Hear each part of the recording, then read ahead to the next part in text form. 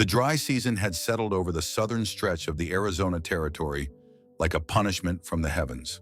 For nearly 3 months, not a drop of rain had kissed the ground.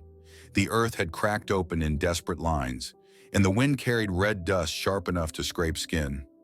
Every creaking cedar post, every rattling mesquite branch seemed to whisper the same weary truth. Summer was nowhere near finished with this land.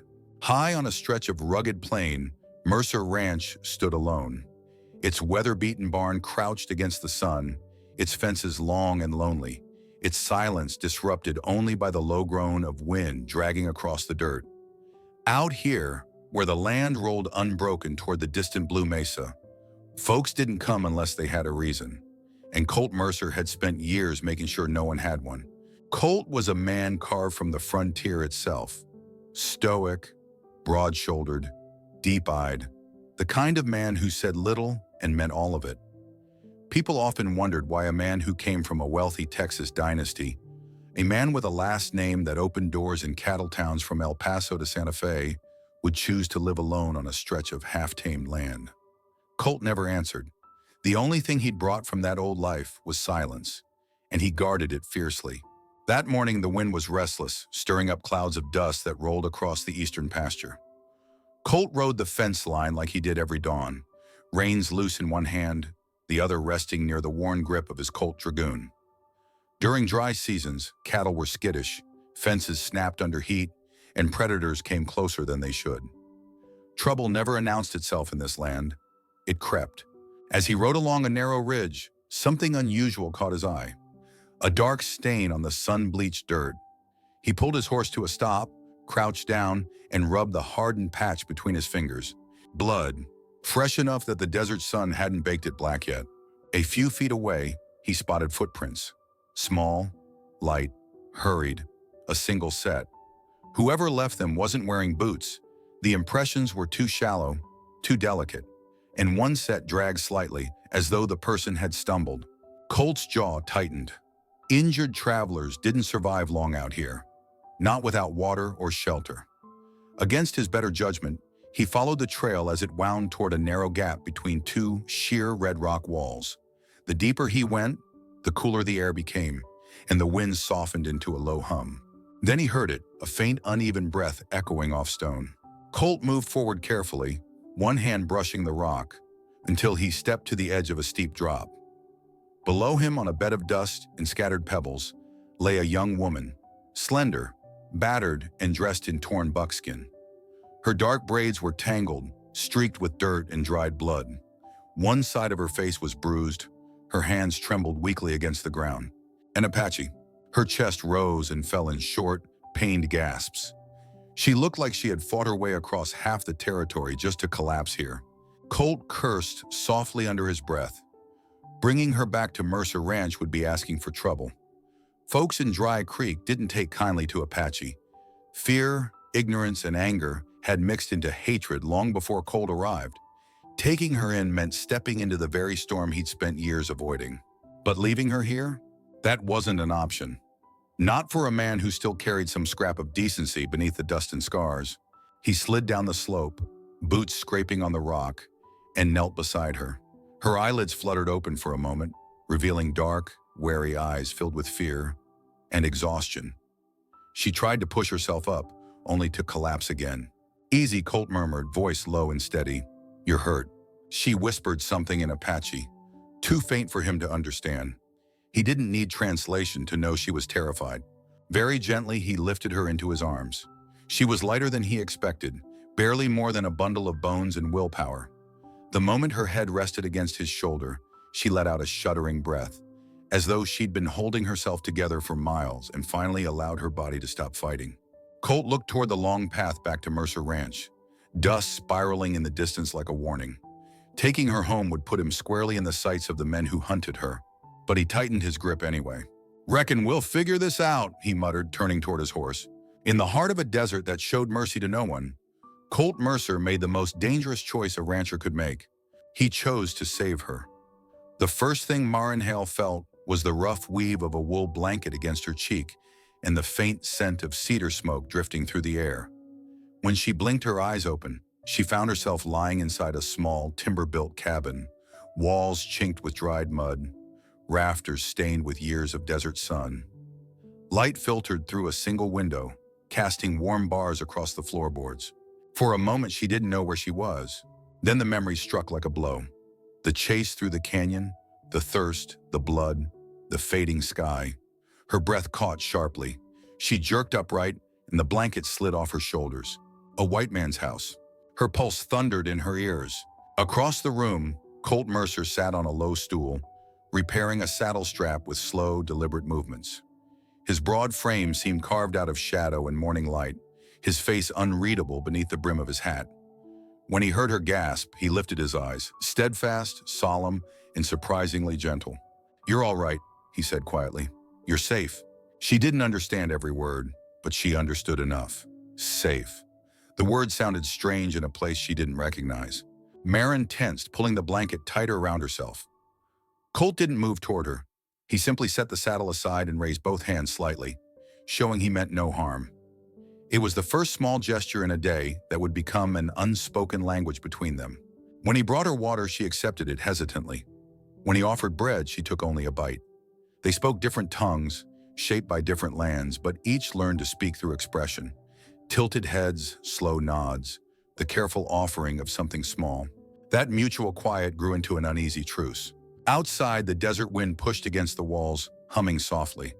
A familiar voice to Maren, a warning to anyone who knew how to listen. She kept glancing toward the window, her eyes flicking toward the distant ridge as though expecting figures to come riding down from the cliffs.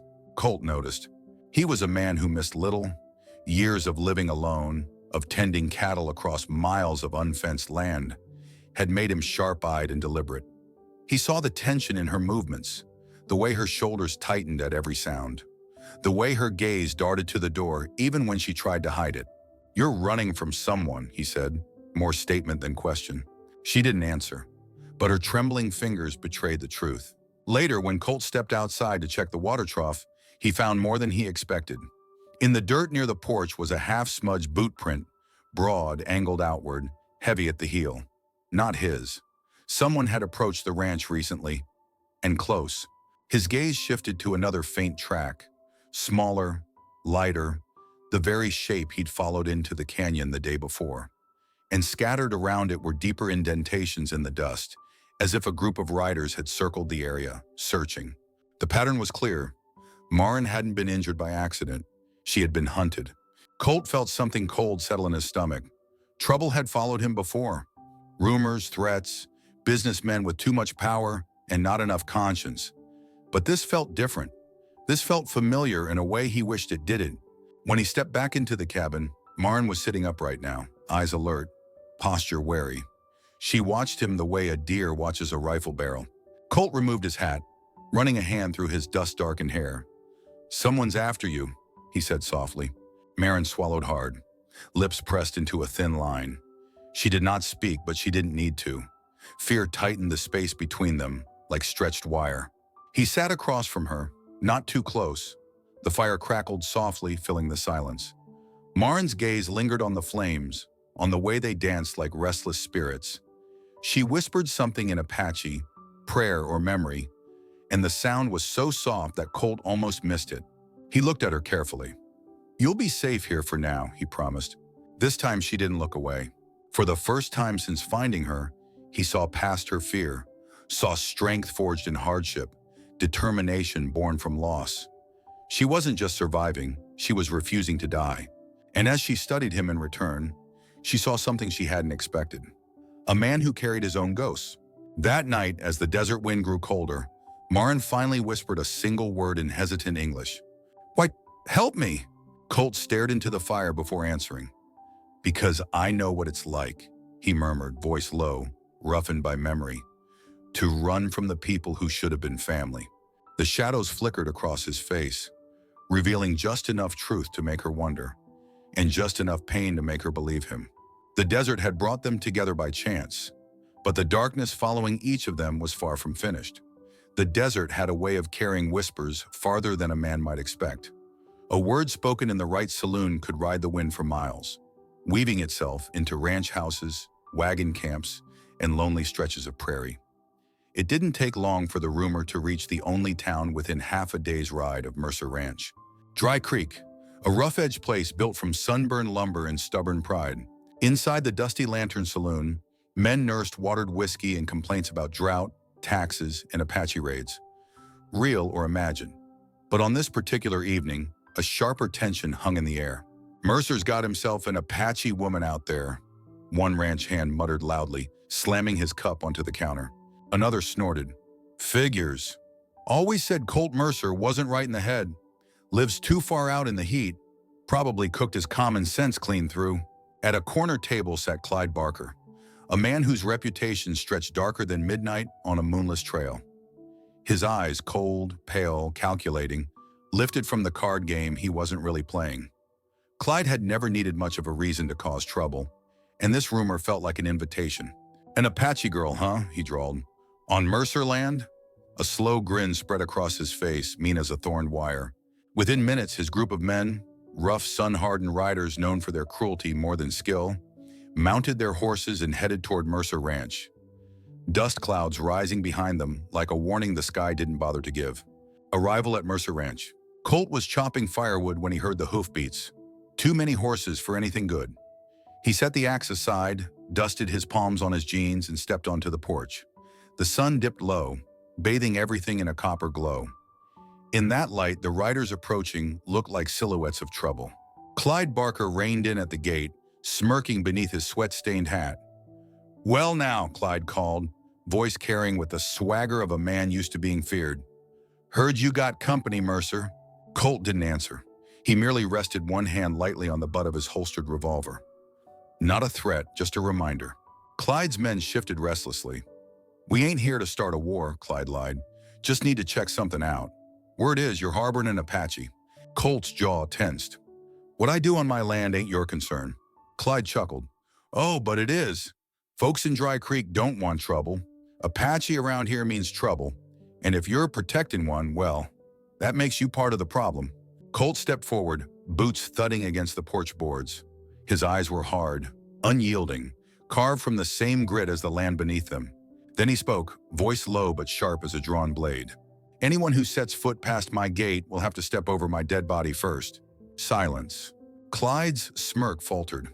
His men exchanged uneasy glances. Even outlaws understood when a line couldn't be crossed without bleeding for it.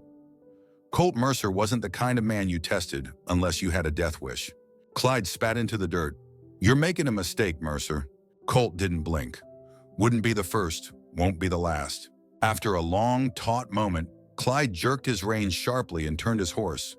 The others followed, dust swirling under their hooves as they retreated back toward town.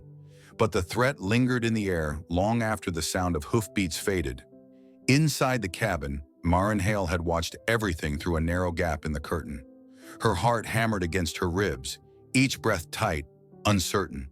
Fear mixed with something else entirely. She'd seen white men look at her with hatred. She'd seen them chase her, hurt her people, burn what they could not steal. But she had never, not once, seen a white man stand between her and danger. When Colt stepped back inside, he found her sitting at the edge of the bed, hands clenched around the blanket. "You saw," he said quietly. She nodded. His expression softened just a fraction. "They won't touch you." Her throat tightened. In her world, promises meant little.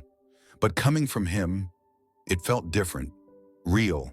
For the first time since the night her life shattered, the iron walls around her heart eased. Caution remained, etched deep from years of survival. But a small, fragile warmth settled beneath it. She whispered in hesitant English, "Why defend me?" Colt hesitated. The fire crackled behind him, throwing shadows across his face. "Because no one else would," he answered simply. Maren held his gaze, and something unspoken passed between them. The first thread of trust, thin as a desert snake trail, yet stubborn enough to survive the wind. Outside, the desert swallowed the dusk and rolled into night. But inside Mercer Ranch, a quiet shift had begun, one that neither of them fully understood yet. The supper fire had burned low when Maren finally spoke. She sat near the hearth, knees drawn close, wrapped in one of Colt's wool blankets. For days she had avoided talking about the past, her silence heavier than stone. But tonight, something in the air shifted. Maybe it was the quiet after Clyde Barker's visit. Maybe the memory of danger still tangled in her breath. Or maybe it was the way Colt sat beside her, not pressing, not demanding, just waiting with a patience shaped by loneliness. Maren's fingers tightened around the blanket. "My people, we were moving camp," she began in halting English. "We go north to find new water." Colt didn't move. He knew better than to interrupt. Her voice trembled once, then steadied with the strength of someone who had survived the unimaginable. "On the ridge near Blue Mesa, riders came, many riders." She swallowed hard. "Not soldiers, not settlers, hunters, men who hunt Apache for money." Colt felt something cold coil inside his chest. Maren continued, eyes distant, seeing ghosts in the firelight. "They shoot before we speak. My uncle, my cousin, they fall before they touch their bows." Her hands shook. "They chase us through the rocks. I run. I do not stop. If I stop, I die." Her voice dropped to a whisper so thin the fire almost swallowed it. "I look back only once. I see my sister fall." Colt shut his eyes briefly. The pain in her voice could have cut through steel. "They follow me for miles," Maren said. "Always behind, always close. I jump down the canyon wall. They think I die, but I land on sand." She touched her ribs instinctively. "I cannot breathe, but I crawl. That is when you find me." For a moment, the cabin held only silence. The fire crackled softly, throwing gold light over her bruised face. Colt's jaw tightened, not in judgment, but in a deep, quiet fury. "Maren," he said gently, "those men, did you see who led them?" She hesitated, then nodded once. "A tall man," she said, "face pale like moon, eyes wrong like snake eyes." Colt's stomach dropped. There was only one man in this territory who fit that description. "Silas Crow," he said, voice rough. She looked up sharply. "You know him." Colt stared into the fire, shadows carving harsh lines across his features. "I know him better than I'd like to." Her silence waited for an explanation. He sighed, the sound deep and tired. "Silas is my brother. Not by choice, by blood. My father married twice. Silas came from the first." A bitter smile touched the corner of his mouth. "He took everything from that side of the family, money, influence, their cruelty." Maren listened, eyes wide but never judgmental. "He's been wanting the Mercer land for years," Colt continued.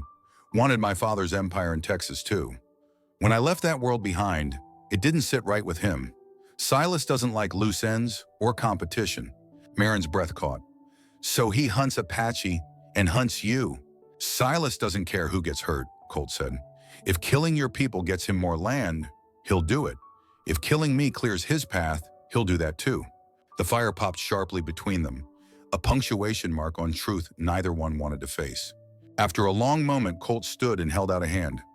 "Come on," he said softly. "You've been running long enough. Let's get you steady on your feet." Outside, the desert twilight still clung to the land. The air was cooling, the first stars blinking awake. Colt led Maren to the corral where his chestnut mare waited patiently. "You ever ridden cowboy style?" he asked. Maren shook her head. "Well," Colt said, patting the saddle, "no better time to learn." He helped her up, slow and steady, letting her get used to the weight and balance. She wobbled once, gripping the horn tight, but soon she sat straight, her silhouette framed by dying sunlight. "You're doing fine," Colt said, mounting his own horse. "Real fine." She watched him with a softness she didn't try to hide. After a few circuits of the corral, Maren slipped down and without a word, motioned for Colt to follow her toward the edge of the ranch. She knelt beside a patch of dirt, brushed her fingers across it, and whispered, "Wind from north, cold tomorrow, storm maybe." Colt crouched beside her, fascinated. "You can read all that from dust?" Maren nodded. "Wind talk, earth talk. You listen long time, you know." Colt smiled, small, genuine, the first she had ever seen from him. "Then maybe you can teach me." And in that moment, under a sky turning purple and quiet, something fragile but real began to grow between them. A bridge between two worlds built on survival, trust, and the first spark of something neither dared to name. Morning light had barely touched the rooftops of Dry Creek when the first rider appeared on the horizon, a dark silhouette against the pale desert sky. Soon after came another, then another, until the whole town stood still, watching a line of black-clad horsemen descend the dusty road like a storm rolling in from nowhere. Their coats were made of heavy dark leather, creaking with every movement. Revolvers hung low on their hips, rifles lashed to their saddles. Even their horses seemed trained to walk in silence, an eerie, synchronized procession that made the townsfolk step back from their porches and shutter their windows. At their head rode Silas Crow, tall, rigid, pale-eyed, a man whose presence felt like winter sweeping over warm land. His expression carried no emotion, no humanity, only calculation. When he dismounted, the saloon felt quiet enough to hear dust settling on boots. He pushed the swinging doors open, walked straight to the counter, and spoke in a voice that cut the room in half. "I'm looking for Colt Mercer." No one answered. Silas's gaze drifted across the men hunched at tables, then toward the barkeep. "And I'm told he's keeping company with an Apache girl." A few men shifted uncomfortably, one swallowed hard. Silas tapped 2 fingers on the counter. "Speak." Finally, an older ranch hand cleared his throat. "He's out at that ranch of his, north side of the valley. Folks say he ain't alone." His voice faltered. "Girl showed up few days back. Quiet one. Hurt bad." For a breathless moment, Silas didn't react. Then he smiled, a thin, sinister curl of satisfaction. "Good," he said softly. "Makes things easier." He turned, signaling to his men. "Mount up, we ride." Dry Creek exhaled, only after the last black horse vanished into the heat shimmer. No one dared say it aloud, but everyone felt the same dread. Trouble was coming for Colt Mercer. Back at Mercer Ranch, Maren worked near the corral, tying bundles of dried sage to hang for the evening. Colt had shown her how to mend a loose fence rail earlier that morning. She was still getting used to the rhythm of ranch life, to tasks that felt strangely peaceful after the chaos of running for her life. But peace ends quickly in the West. As Maren carried a bucket toward the trough, she froze. In the dirt near the fence was an imprint, a half-moon heel mark, slanted outward, heavy at the center. She crouched, her breath leaving her chest in a sharp exhale. She knew that print. She had seen it at Blue Mesa. She had followed it through the rocks as her people fell around her. It haunted every nightmare since. Her hands trembled as she whispered, "They are here." Colt heard her tone and crossed the yard in long strides. "What is it?" he asked. Maren pointed to the tracks. "Them. Same men, same boots." Colt knelt, jaw tightening as he studied the print. He didn't need more than a glance. "Silas," he muttered. Maren looked at him, fear tightening her features. "He hunts your land too." Colt stood, dust swirling around his boots. For a long moment, he stared across the open valley, the ridges cut sharp against the endless sky, the distant trail shimmering like a snake in the heat. "He wants more than the land," Colt said quietly. "Silas always wanted the whole Mercer territory, Texas to New Mexico. My father's cattle routes, the trading rights, the rail contracts, but he needs this ranch to open a trail east toward the Pecos River." Maren frowned. "So he chases me to chase you." Colt nodded once. "Silas doesn't care who he kills on the way." The truth settled between them like falling ash. By afternoon, the wind shifted, hotter, sharper. The desert carried a warning with it. Colt saddled his mare and handed Maren a Winchester to hold while he checked the perimeter. "You're not going alone," she said, surprising both of them. Her voice trembled, not from fear but determination. Colt paused. "You don't have to fight my battles, Maren." She lifted her chin, dark eyes steady. "You stand for me, I stand for you." Something in him softened, just a flicker, but enough to pull a breath from deep in his chest. They rode the fence line together. The tracks multiplied the farther they went. Fresh hoof prints, deliberate patterns of scouting riders. Silas's men weren't hiding their presence. They wanted Colt to know they were coming. When they returned to the ranch house, the sun was sinking low, lighting the sky in streaks of red and gold. Colt stood on the porch, staring toward the distant ridge that led to Dry Creek. "This land," he said quietly, "is the last piece of my life that Silas doesn't own." Maren stepped beside him, the wind tugging gently at her braids. "Then we protect it," she said. Colt nodded, a grim resolve settling on his shoulders. "Looks like the fight's coming to us," he murmured, "and there's no outrunning it now." Above them, desert night began to fall, and with it, the first shadow of the war they both knew was inevitable. The sun was sinking over the Arizona plains when the stranger rode up to Mercer Ranch. His horse was coated in trail dust, his coat travel-worn, and his hat pulled low as though he meant to hide from the desert itself. Colt saw him coming long before he reached the gate. Years of solitude had sharpened Colt's senses enough to read trouble from a mile away. But this man didn't look like trouble. He looked like the past. The rider slowed, lifted a hand in greeting, and called out, "Is that you, Colt? Colt Mercer?" Colt stiffened instantly. He hadn't heard that name spoken with that tone, half relief, half disbelief, since he'd left Texas years ago. Maren stood a few yards behind Colt, holding a bucket of water she had drawn from the well. She watched the men carefully, the way she always did when strangers came near. Trust wasn't something she gave freely, not after what she'd seen. Colt stepped forward just enough to place himself between her and the newcomer. "What's your business?" he asked, voice curt. The stranger removed his hat, revealing a lined face and weather-beaten eyes. "Name's Ben Turner. I worked for your father back in the Texas days.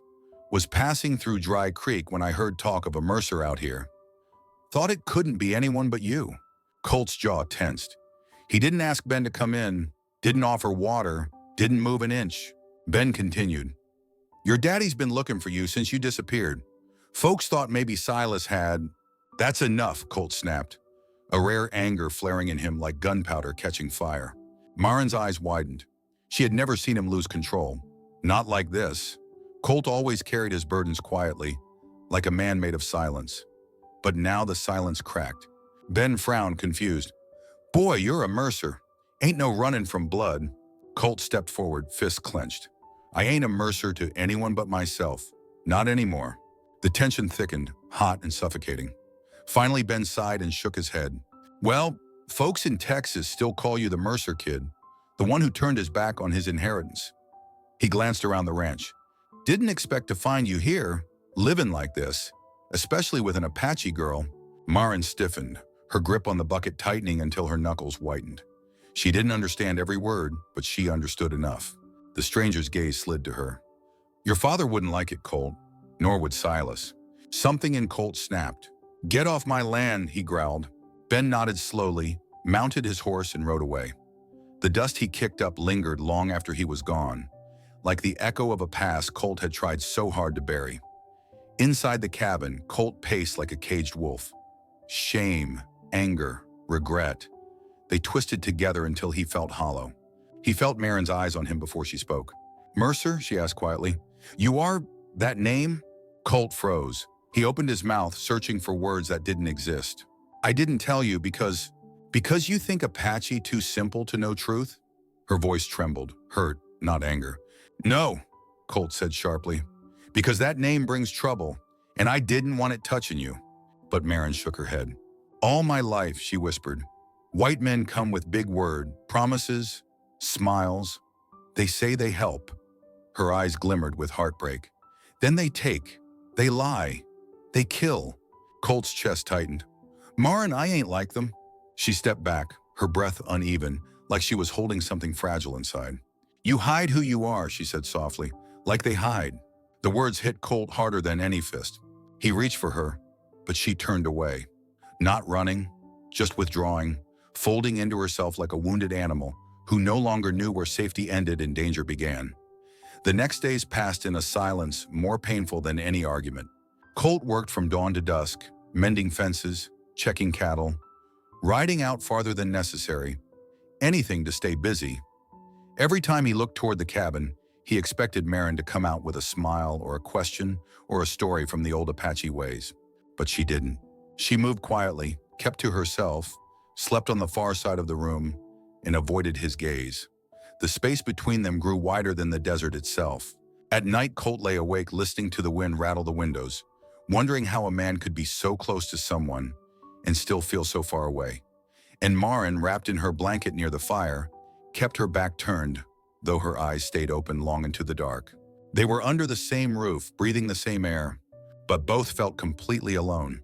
And neither realized that the storm building between their hearts was nothing compared to the storm riding toward them from the east. The wind was restless that morning, one of those uneasy desert winds that carried grit, heat, and warnings. Colt felt it the moment he stepped out onto the porch, though he couldn't yet name why.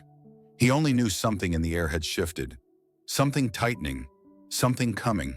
He didn't have to wait long to find out what. A glossy chestnut carriage rolled up the road, its wheels crunching over gravel with a deliberate, entitled rhythm. No rancher around Dry Creek owned anything that fine.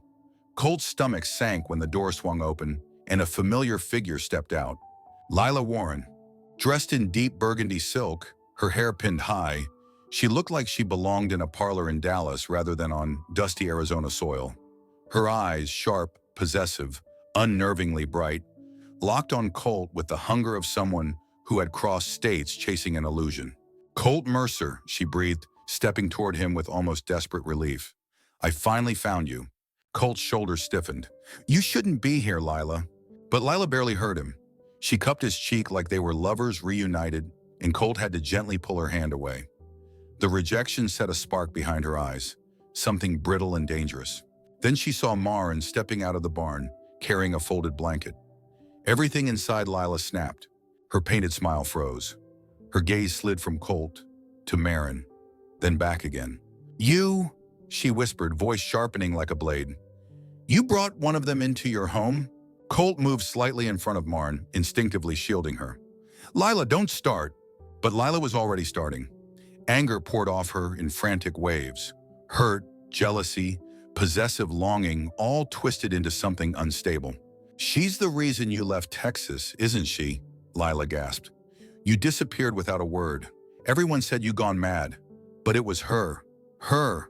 Maren, not understanding the words but recognizing the venom, stepped back warily. Lila's trembling hand rested on the small revolver tucked inside her embroidered purse. Colt saw it too late. Moments later, the ranch yard erupted into chaos. Lila lunged, grabbing Maren by the wrist.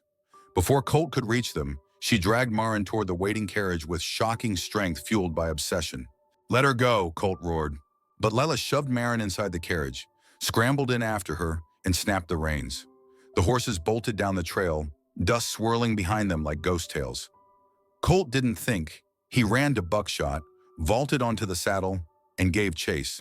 The trail carved through desert scrub toward the Red Rock Cliffs, where the land dropped into a jagged canyon. Maren fought inside the carriage, managing to kick the door open. Colt saw her struggling form framed against the rushing cliffs, and Lila's furious silhouette behind her. At the cliff's edge, Lila yanked Maren out, dragging her toward the precipice. "If I can't have him," Lila cried, voice cracking, "then you won't either." Colt jumped off buckshot before the horse fully stopped, hitting the ground running. The world narrowed to a single image, Maren's heels scraping dirt as Lila tried to force her over the edge. "Lila, stop!" Colt shouted, chest burning. She whirled, wild-eyed. "You love her. I see it. You never looked at me that way." "It isn't what you think." "Lies!" Lila screamed. In that split second, Maren shoved away, but Lila grabbed her again, this time wrenching too hard. Maren staggered, nearly falling. Colt didn't hesitate. He threw himself forward, slamming into both women, yanking Maren to safety. Lila, thrown off balance, grabbed Colt's arm. The momentum sent all three tumbling across the rocky ground. A gunshot cracked, Lila's pistol discharging as she hit the earth. Colt felt a searing pain across his side. He grunted, collapsing over Maren, shielding her with his body. His vision blurred. The desert spun. Maren cried out his name, her hands trembling as she pressed them to his wound, trying to stop the bleeding. Lila crawled backward toward the cliff edge, her sobs echoing off the canyon walls. "He never looked at me that way," she whispered. "Never." Then with a sudden, broken calm, she stood. Tears streaked her powdery cheeks. "If he won't love me, then there's nothing left." Before Maren could reach her, before Colt could fight consciousness long enough to stop her, Lila stepped backward into the open air. Her scream vanished into the canyon below. Colt's world dimmed. Maren held him tightly, shaking, whispering frantic Apache words of fear and comfort. But his last fading thought was not of pain. It was the terrible truth that no matter what he did, everything was now spiraling toward a war he could no longer outrun. The world returned to Colt Mercer in fragments, light bleeding through wooden slats, the low hum of desert wind brushing against the cabin walls, and the faint smell of sage that always clung to Maren's clothes. His body felt heavy, stitched with pain, but the first thing he registered clearly was the sound of breathing. Soft, rhythmic, close. When he forced his eyes open, the blurry outlines sharpened into the sight of Maren Hale, slumped forward in a chair beside his bed. Her hair was undone, falling in dark waves over her shoulders, her face drawn with exhaustion. She looked like she hadn't slept in days, because she hadn't. Colt swallowed throat dry. Maren? Her head snapped up. Relief washed over her features so fiercely it almost broke him. You're awake, she whispered, voice cracking like the desert after a storm. Colt? She leaned closer, trembling hands hovering over him as if afraid he might vanish. You've been asleep almost a week. A week. Lila's fall. The gunshot. The canyon wind swallowing everything. Colt tried to sit up, but Maren gently pressed a hand over his chest. Don't, she said softly. Your wound, it nearly killed you. Her touch was warm, steady, but her eyes were wet. Not from fear, something deeper. Regret. A shadow she'd carried alone during those long days watching over him. For a moment, they just stayed like that. The late afternoon sun drawing strips of gold across the floorboards, Maren's breath uneven, Colt fighting the fog in his mind. Then she spoke first. Colt? Her voice trembled in a way he'd never heard. I need to say something. I need to say it before anything else happens. He blinked slowly, waiting. I was wrong, she whispered. Wrong to think you lied to me. Wrong to think you were like the others who only used my people. Her gaze drifted downward, shame darkening her cheeks. I let fear guide me. I let old wounds speak for me. She swallowed, forcing herself to continue. You saved me more times than I can count. You bled for me on those rocks. You fought your own people for me. And her breath caught. I doubted you. When you needed trust the most, I turned away. Her hands cupped his face with hesitant tenderness. I'm sorry, Colt Mercer, truly. Colt stared at her, stunned by the raw honesty in her words. Maren Hale was many things. Fierce, vigilant, stubborn, but rarely vulnerable. Seeing her like this felt like watching a thunderstorm crack itself open. You have nothing to be sorry for, he murmured. But she shook her head. No, I do. I hurt you, and you still protected me. Colt shifted slightly, just enough to reach for her hand. His fingers closed around hers, rough and warm. Maren, he began, voice low. You weren't wrong to doubt me. She froze. He continued, eyes darkening with a heavy, long-held ache. You didn't know what kind of family I came from. The Crows. My brother Silas. Just saying the name made his jaw tighten. Men like them hurt your people. Took from them. Hunted them like animals. Maren's expression softened. Not in pity, but in understanding. I grew up watching the Crows build everything on fear and greed, Colt said quietly. I watched them burn out families, steal water rights, drive Apache from the land claiming order. When I was old enough to see what it truly was, he let out a slow, shaky breath. I couldn't stay, couldn't be part of it. So I rode west until Texas dust stopped clinging to me. Maren squeezed his hand gently, urging him on. Colt searched her eyes, voice dropping to something almost unsteady. I didn't just leave my family, Maren. I left the man they wanted me to become.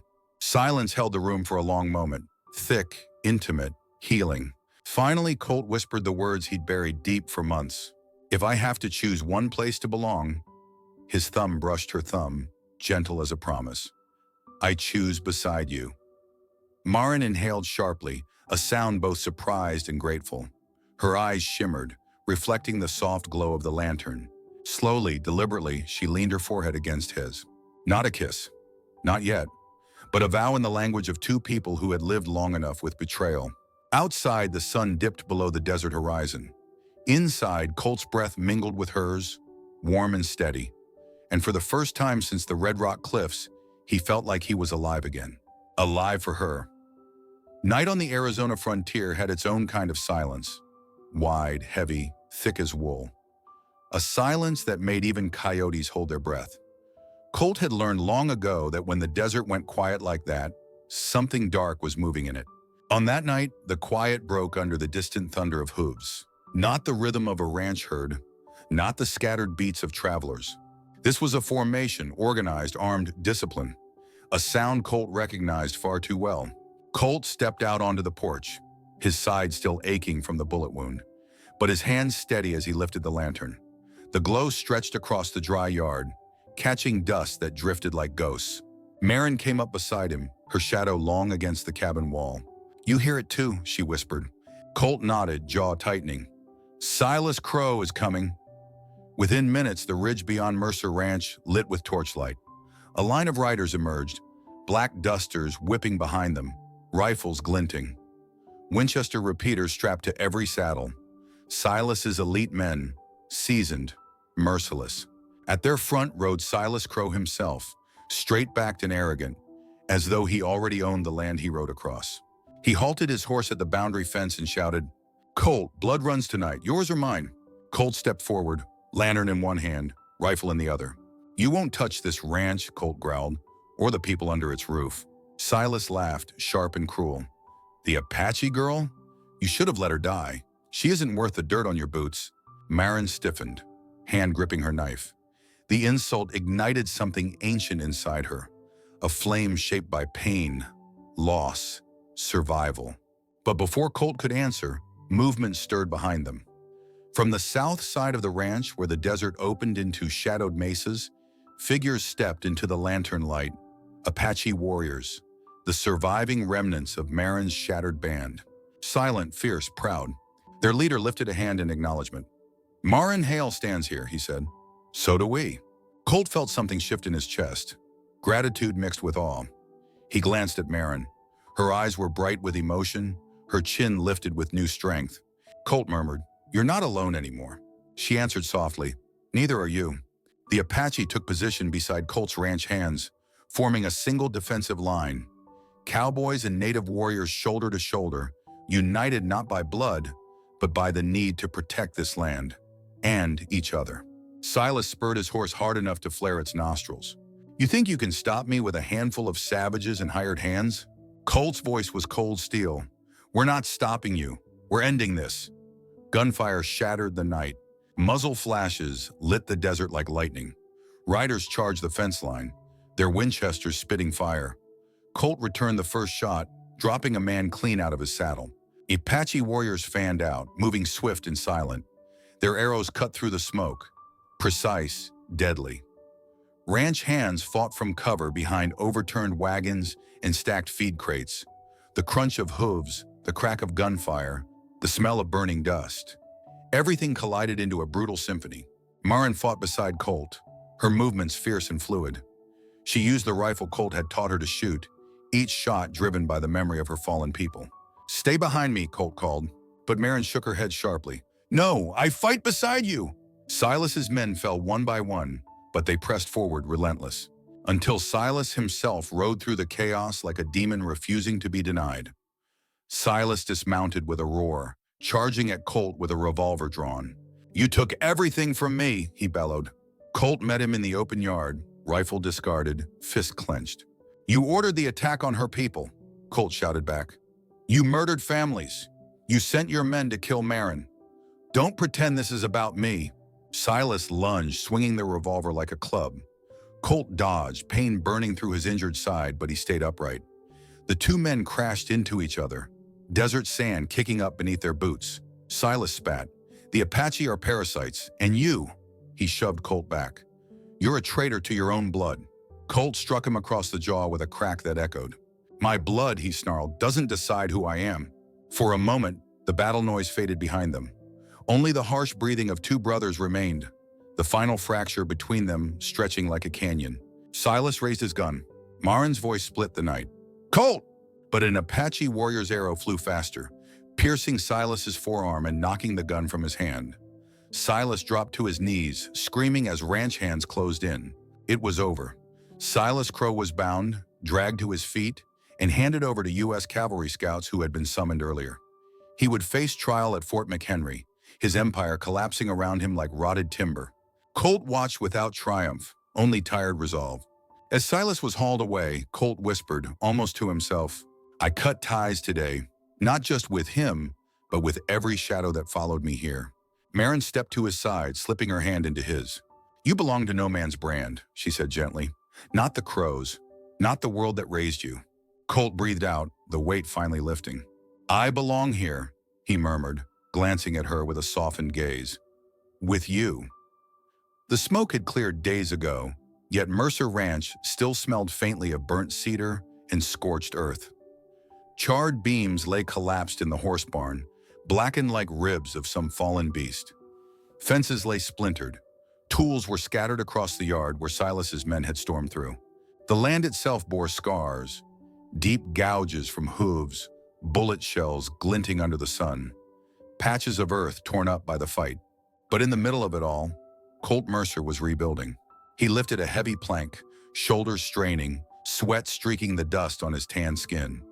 His movements were slow but persistent, steady, determined. Every piece he raised was a refusal to surrender, a declaration that this land would not be broken. From a distance, Maren Hale watched him, arms crossed loosely, the desert wind tugging at her hair. For the first time since she'd lost her tribe, her eyes didn't carry only sorrow. They held something gentler, something like belonging. Colt hammered a beam into place, wincing at the lingering pain in his side. Maren approached, silent as a shadow. "You should rest," she murmured. He wiped his brow with the back of his sleeve. "Ranch won't build itself, but you don't have to carry it alone." She took the hammer from his hand with graceful firmness. "Not anymore." Colt stared at her, the small woman who had once collapsed in a canyon, hunted and afraid. Now she stood steady, sure, brave, a survivor who chose to stay. Slowly he nodded. "All right, we build it together." The sun crept higher as they worked side by side. Maren held beams while Colt nailed them in. Colt lifted heavy support frames while Maren tied them with rawhide. They scarcely spoke, yet every motion between them felt like a conversation. Trust rebuilding itself, piece by piece. By late afternoon, they rested on the porch steps, drinking cool water from a tin cup. The ranch stretched before them, scarred, imperfect, but alive. Maren exhaled softly. "I never thought," she paused, searching for the right word, "that I'd ever have a place again." Colt looked at her, his gaze quiet but strong. "You found one." Maren shook her head gently. "No, Colt, you gave me one." In those 6 simple words was every wound healed, every wall lowered, every fear finally laid to rest. Night fell slowly, pouring amber light across the desert until everything glowed like the inside of a lantern. A small fire crackled in a metal pit. Sparks drifted upward, swallowed by the vast Arizona sky. Colt stood there for a long moment, his silhouette framed against the flames.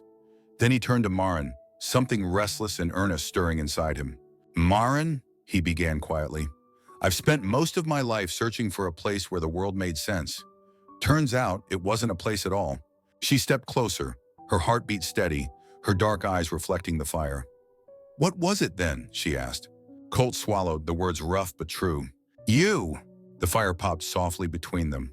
He continued, voice low, steady with conviction. "Wherever you want to go, I'll build a home beside you. But if you choose this land, if you choose me, then Mercer Ranch will be our land, our start, our future." Maren felt the wind shift, warm, carrying the scent of juniper and dust and something like promise. Her throat tightened. She placed her palm over Colt's heart, feeling its steady beat. "I choose here," she whispered, "and I choose you." They walked toward the open fields, hand in hand. The horizon flared a deep, fiery red, the kind of sunset only the Arizona desert could forge, bold and wild and endless. Grass swayed in long ripples beneath the twilight. Crickets began their evening chorus. Somewhere far off, a lone coyote called, not in warning but in acknowledgement, another creature claiming its place under the open sky. Colt squeezed Maren's hand gently. Maren leaned into him, breathing in the scent of smoke and leather, and the man who had become her refuge. Behind them lay ruin, before them lay possibility. They stepped forward together, choosing each other, choosing hope, choosing a life carved not by blood or fear, but by choice. The red sky stretched wide above them, like a blessing. And in that vast western quiet, 2 souls found the beginning of a new world. Together.